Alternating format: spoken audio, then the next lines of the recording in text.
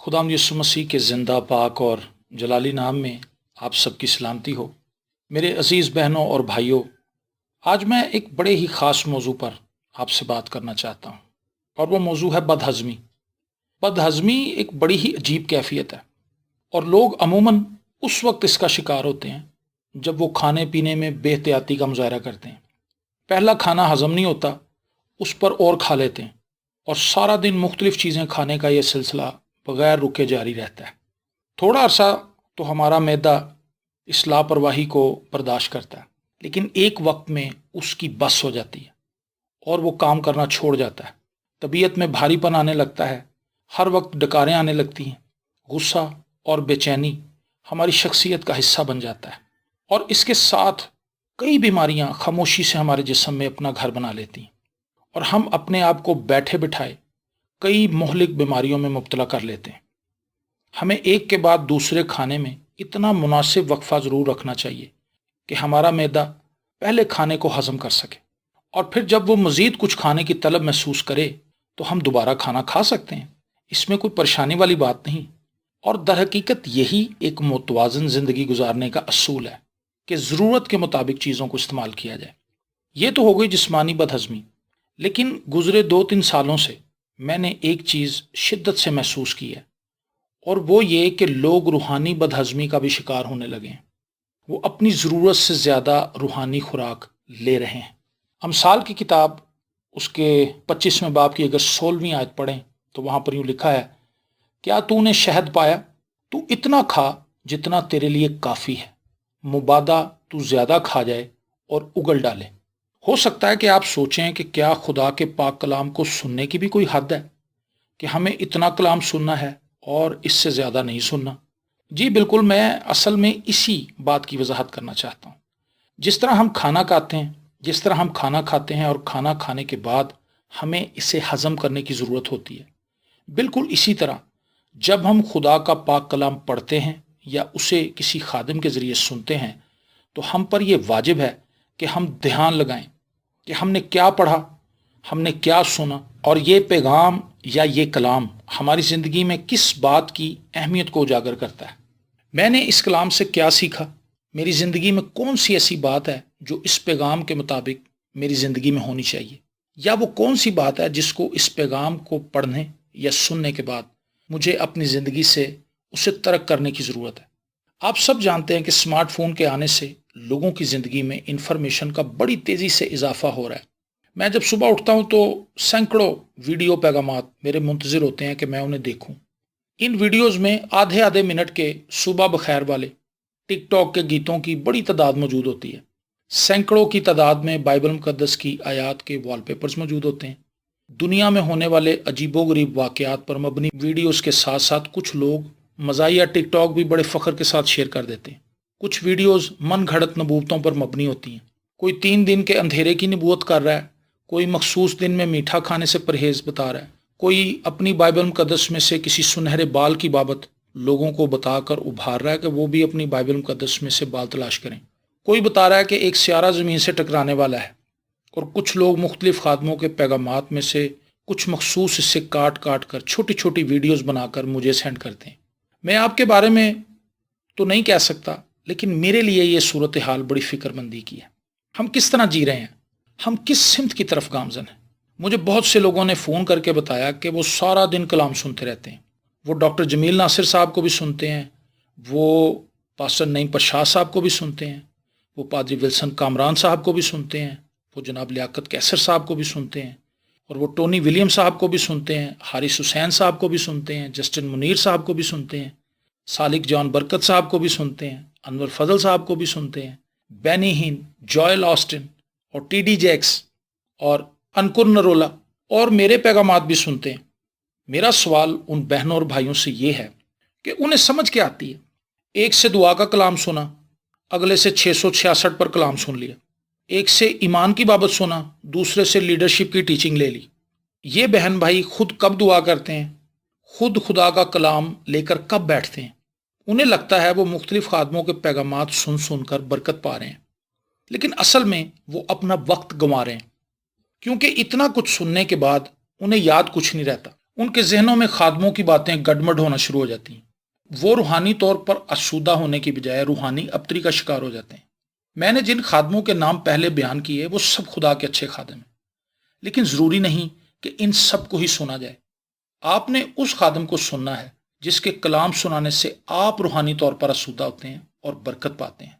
कलाम को सुनने के बाद उस कलाम के साथ वक्त गुजारिए कि आज के पैगाम से मैंने क्या सीखा है, आज का पैगाम मुझे क्या सिखाता है, मेरी ज़िंदगी पर इसका इत्तलाक किस तरह हो सकता है। सारा दिन उसी पैगाम के साथ रहिए और दुआ में वक्त गुजारिए। इससे आपका रूहानी म्यार और कद बढ़ेगा और आप एक बाशऊर और समझदार मसीही बनेंगे। लेकिन अगर डॉक्टर जमील नासिर साहब के कलाम को सुनने के बाद आप फौरी तौर पर किसी दूसरे खादम से कलाम सुनना शुरू कर देंगे तो आप बरकत से महरूम रह जाएंगे। याद रखें, नॉलेज के इजाफे से आपकी रूहानी तरक्की नहीं होगी। ज़रूरी है कि खुदा के कलाम का जो इल्म आपने हासिल किया है उसे दुआ और रोज़े के साथ अपनी ज़िंदगी में कबूल करें और उसे अपनी अमली ज़िंदगी का हिस्सा बनाएं। लेकिन अगर आप सिर्फ सुनते रहेंगे तो आप सुन कर सुन हो जाएंगे। आप खादमों की बातों से लुत्फ अंदोज होने वाले तमाशाई बन जाएंगे। ज़िंदगी की बेचैनी बढ़ती जाएगी। वजह सिर्फ इतनी होगी कि आपने बेहतरीन चीज़ को गलत तरीके से इस्तेमाल किया। याद रखें, खुदा का खादिम जब खुदा के रूह की हिदायत से बोलता है तो वो यकीनन जिंदगियों को बदलने वाला पैगाम सुनाता है, जिंदगियों को बदलने वाला कलाम होता है।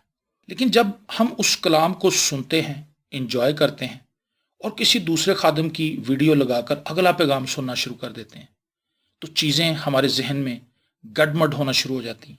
ऐसे लोग बड़े फ़ख्र से खादमों की एक लंबी लिस्ट गिनवाते हैं कि हम इन सब के कलाम सुनते हैं, लेकिन उनमें नजात और ज़िंदगी का तजुर्बा मौजूद नहीं होता, क्योंकि उन्होंने कलाम महज सुने होते हैं, दिल से उन्हें समझने और कबूल करने के लिए वक्त नहीं दिया होता। आखिर में एक बात कहूँगा कि वो लोग जो सुबह सुबह उठकर लोगों को वीडियोस या बाइबल मुकद्दस के वॉलपेपर्स भेजते हैं, उन्हें चाहिए कि वो अपने अजीज़ों को सुबह उठकर अपनी आवाज़ में 1 मिनट या आधे मिनट की दुआ सेंड करें, ताकि आपके अजीज़ को भी फ़ख्र हो कि मेरी बहन या मेरे भाई ने सुबह उठकर मेरे लिए दुआ की है। और एक चीज़ बड़ी हैरान कुन है, अगर आप किसी शख्स को कोई मज़ाहिया वीडियो भेजेंगे, वो भी जवाब में आपको कोई मज़ाहिया वीडियो ही भेजेगा।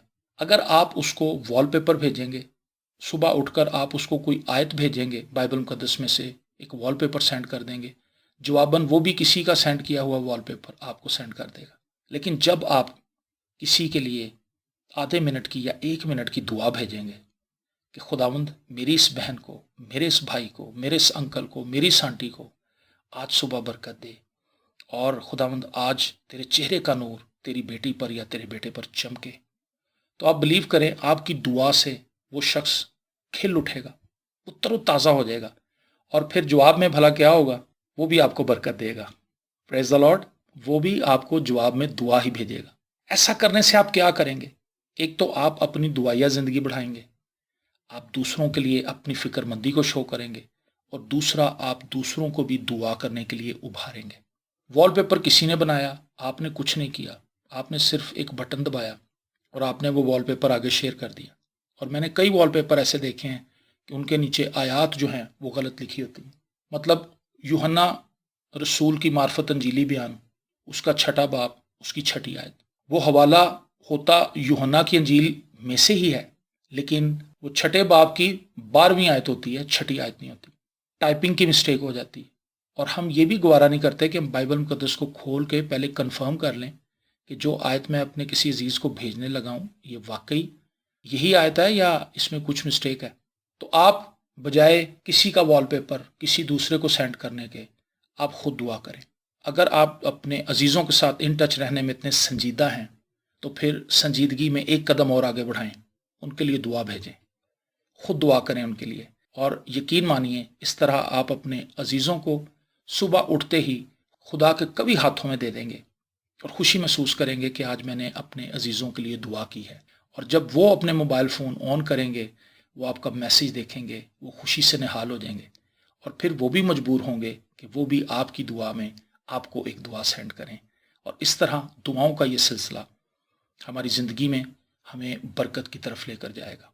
कलाम सुने, सब खादमों के कलाम सुने। मैं ये नहीं कहता कि आप एक मेरा ही कलाम सुन लें, मैं ये नहीं कहता कि आप किसी एक ही खादम का कलाम सुनें, लेकिन जब आप एक कलाम सुन लेते हैं, रुक जाइए, ठहरिए, पॉज लीजिए, और अगर आप पढ़े लिखे हैं तो अपनी डायरी निकालिए, एक डायरी रखिए अपने पास। उस पैगाम में से आपने जो कुछ सीखा है उसको लिख लीजिए और उसको अपनी ज़िंदगी के साथ टैली करके देखिए, क्या ये बातें मेरी ज़िंदगी में होनी चाहिए, क्या ये बातें मेरी ज़िंदगी में हैं।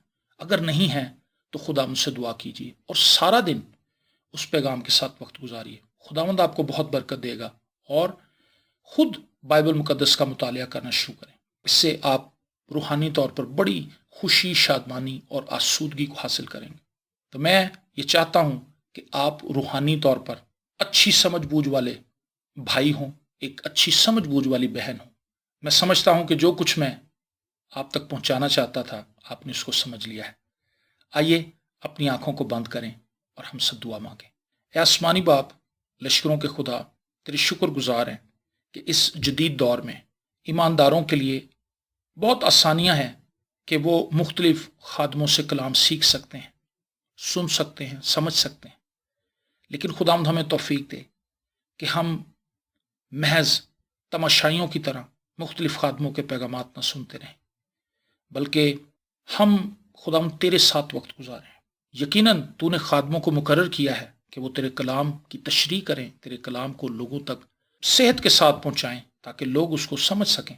लेकिन खुदावंद इसका हरगिज़ ये मतलब नहीं कि हम तेरे साथ वक्त गुजारना छोड़ दें, हम तेरे हजूर बैठना छोड़ दें, हम तेरे कलाम को खुद पढ़ना छोड़ दें। तौफीक दे जितने नौजवान, जितनी बेटियां, जितने बेटे, जितने बुजुर्ग, जितने बच्चे मेरी आवाज़ सुन रहे हैं, उन सब पर भारी फजल हो। हम सब बड़ी समझदारी के साथ और बड़ी दयानतदारी के साथ तेरे हजूर चलें और हमारा वजूद दूसरों के लिए बरकत का बाइस हो। हम दूसरों को तंग ना करें, हमारे मैसेजेस लोगों को तंग करने वाले मैसेजेस ना हो, बल्कि हमारे मैसेजेस, हमारे पैगामात जो हम अपने मोबाइल से दूसरों तक पहुंचाते हैं, उनके लिए बरकत, खुशी और शादमानी का बाइस हो। यीशु के जिंदा, कादिर, अब्दी और जलाली नाम के वसीले से, आमीन।